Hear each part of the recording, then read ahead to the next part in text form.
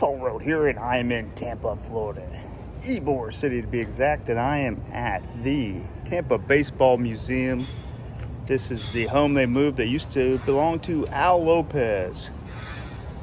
Learn a little bit more about him. I know he was a catcher, wasn't much of a hitter, but he could throw some people out. I think he had over half the guys that tried to steal on him got gunned. Also a great manager. Buckle up, kids. Now we take a ride. Whoa. Excuse me, sir. Baseball fan? Sure am. Buckle up then.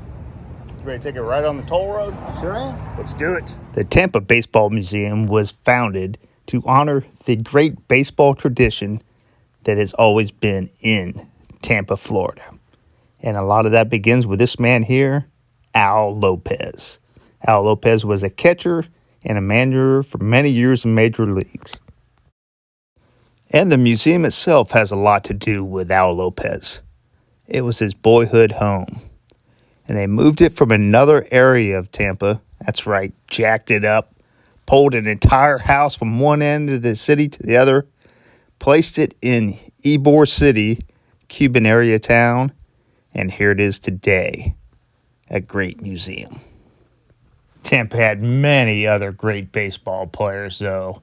Everybody from the great managers Tony La Russa, Lou Piniella, and yes, Steve Garvey, former Dodger great, won a couple series there. Other guys you may have heard of like, Doc Gooden and Wade Boggs, the Hall of Fame third baseman that had over 3,000 career hits. And who could forget the crime dog, Fred McGriff. Kind of give you an idea about Al Lopez. That's the kind of equipment they wore back when he was playing. You know, I think of Aroldis Chapman and some of these other guys throwing like 100 miles per hour, and that's the kind of you still had flamethrowers, Bob Feller, and guys like that back then. Oh, gosh.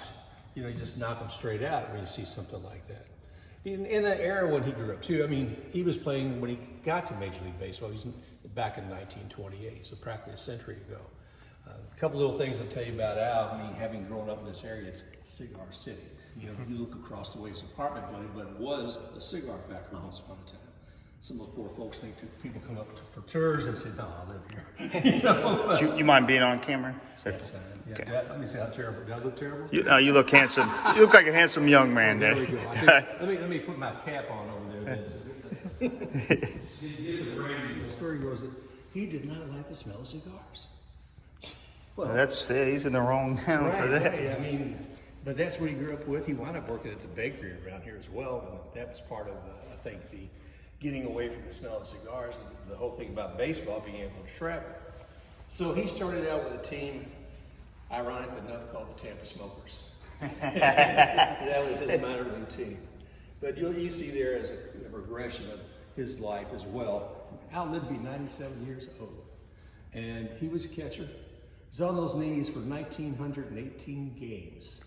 And I could not begin to imagine, you know, and that's something. Yeah, at the time that was the record for games caught, right? I think Boone or someone passed him after the fact. Yeah, it was amazing. I mean, and you do, their stories go to like where I'll play a video for you on a bit if you want to hear it. Where like Walter Johnson was off the side looking for somebody to warm up in the bullpen, and he said, "Hey, how about you, kid?" So he got to start with like Walter Johnson actually say, "Hey, catch me there."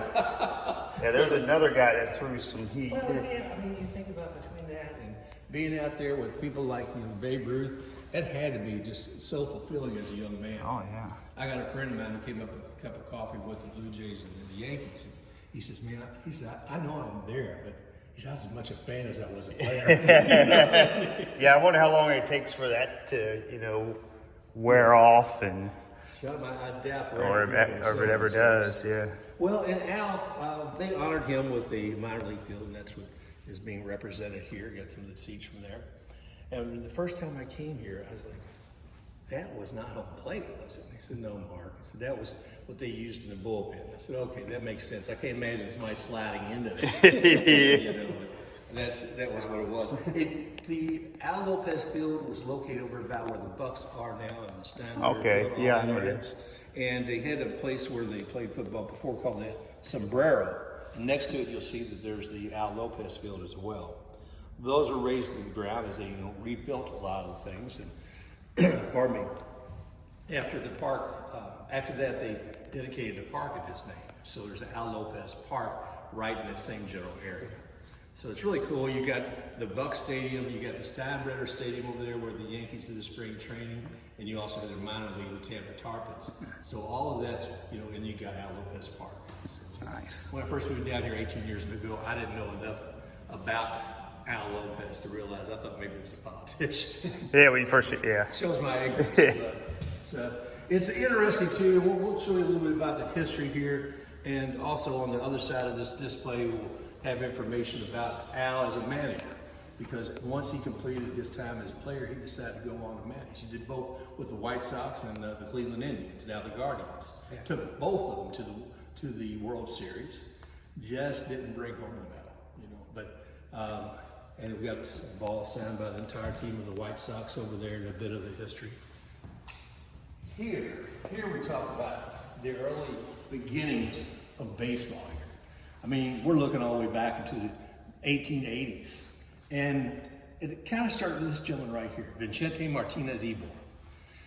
He left Spain for Cuba, and he started the cigar industry in Havana, moved it up to Key West, and eventually to here. The funny thing is that Al Lopez's family kind of followed the same way. His wife and his mother and father, they left Spain for Cuba and came here. And where you're at now in this casita, where it was their home, a lot of these homes that people like Vicente Martinez had the factories, they either rented them or they sold them to those families. And my understanding that the interest rate was about zero, so it's hard to beat. Yes. It's so anyway, Ybor bears his name, and I was fortunate enough. Ybor's got a sweet mustache. Doesn't he? Well, you should see some of the other photos of the people that age. I mean, the ones like big giant bushes. You got to wonder if there's a face beneath him. But he was here, and I had the pleasure of going to the Legacy Awards in Ybor. And we gave an award to Lou Piniella this year. It was the Vicente Martinez Ybor Award.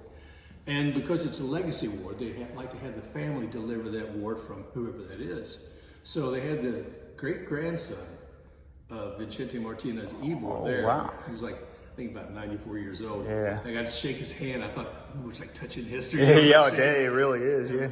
But it's exciting. But going back to the factories, you had Italians, you had Sicilians, you had Germans, you had people from Cuba, Spain, and all of these different people that came here, and basically, they're still speaking their own language, but they all worked in those factories together. Al, one thing, while they didn't have the same language, they certainly enjoyed baseball together. That was kind of a language in and of itself. And Al grew up with all of this around him. So what I was showing you about when he first started out in the majors, that love of the game kind of became here. And one of those is with the Cuesta Rey and Company Cigar City League champions.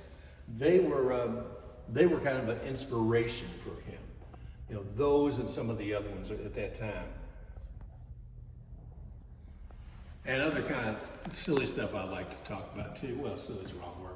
But if you look here at the cigar cases and cigarette cases that the baseball cards used to come from. I mean, when I was a kid, you got a pack of gum and they were in that. Oh yeah, that great tasting gum. Oh, the kind you cut your teeth on. Yeah, definitely. It's like a brick. But anyway, you think about that. Who was it? It was Honus Wagner. Honus Wagner said, no, I don't want my image in there, okay? Not going to do it. So lo and behold, that card is worth. Oh yeah, millions of dollars. Exactly. Yeah. And that's exactly why. But it's interesting, you look at all these different elements that brought baseball together, though, just around here, whether it be Vicente Martinez Ybor, whether it be the individual teams that played, and if you look over here, you'll see the different ones, whether the inter-social leagues, from the Spanish team, local nights, the Cuban team, but all of these, again, they came together after work. They work in those factories all day long, and it's really probably the only release that they have. She is an Ybor native. Now, you're all probably familiar with the All-American Girl. Oh, yeah, yep. League of Her Own. Yep. And the nice thing about that, Shushu Worth came from here. Now, the story goes, I spoke with this lady, Mary Fiddler. She wrote a thesis years ago, which became League of Their Own. So she did all this research for years. We're back in Mr. Wrigley's files. We put all that together. And Shushu, where she told me, she said, well, Mark, here's the thing. They spoke Spanish in her household. So as a kid, when she's growing up, the All-American Girls Professional Baseball League brought her on, and they would do spring training over in Cuba. In Cuba, you would go in the teams, you would see men and women playing together, you'd find mixed races, whatever, playing together. There was no discrimination. It's all about baseball. Yeah, I love it, man. That's what it should be. Well, anyway, there were some women there that I think that were interested in being with the All-American Girls Professional Baseball League. And because Shushu, Spanish was language in her household, it was easy for her to communicate with them. And that just tickles me no end. On a side note, the All-American Girls Professional Baseball League is going to be featured in a tournament in mid-November in Sarasota. And they're going to basically create for the teams like the Rockford Peaches, the South Bend Blue Sox and all of them. And they're going to gather there. Some of the original players are going to be there. They're not going to be playing. But a few are still around who will be there. And to me, I think that is really cool. I think it's like November 16th, 17th, around that. But to be in, they're going to be in that, the Oriole Stadium, the spring training down there. But anyway, there's so many stories like Shushu, and her and Al Lopez being just from this area. To me, that is very exciting. But you look further too. You look about like the barnstorming teams and all of that. One of the main gentlemen was John Henry Pop Lloyd. Now he's a big, tall man, and some people called him the Black Walter Johnson. Walter Johnson said that, and he said, "I am honored by that." Oh, really? Wow. Yeah. Because that's how good he was. And John Henry Lloyd actually was inducted the same year as Al Lopez into the Hall of Fame posthumously, but nonetheless, that Senior Banks went into. Yeah. So it's pretty cool when you think about all of that. And I didn't. So mid 70s and early mid 70s. Yeah, mid 70s, and actually, Al lived to be 97 himself. And this house, he had it as an adult also, and his wife had one son. Who's Al Jr.'s came in here. He says, "Well, that's where my room used to be." Oh, really? Yeah, that's got to be weird. Yeah. Yeah, but it's interesting, and you look through all those different pieces of bringing baseball together. And the gentleman I just mentioned, John Henry Lloyd, is not from Tampa, but he is from Florida.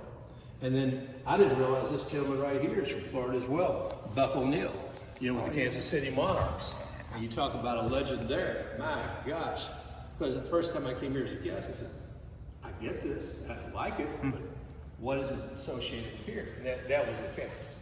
So it's pretty neat when you think about all that. You look at the teams and where everybody came from.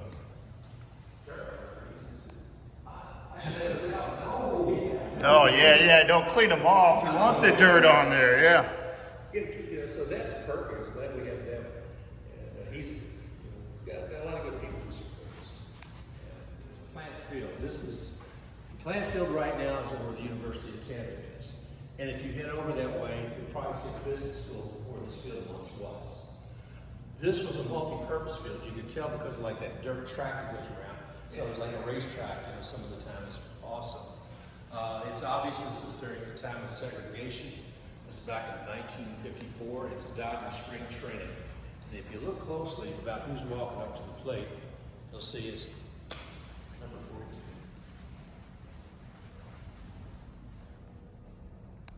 Wow, that's awesome. Yeah, the history of baseball from this area is nuts. Everything, whether you look over to St. Pete, you see like Al Lang. So even as a manager, what they say in 16 years, he was the only one besides the Yankees to win the pennant. Yeah, go Yankees. That's the Orioles Stadium down in Sarasota. That's going to do it for the toll road here at the Tampa Baseball Museum. We got Al Lopez Field. But I got one question for all you baseball fans out there.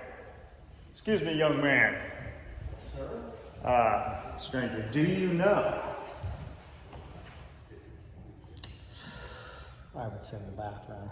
What? Mr. Lopez, do you know? Do you know? Who knows? Who knows where the toll road will lead to next?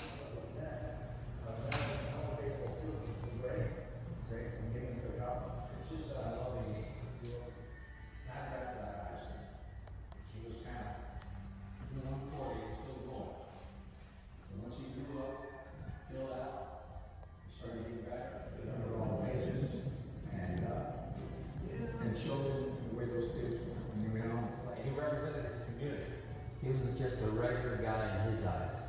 We all thought he was big time superstar, super manager. He did it.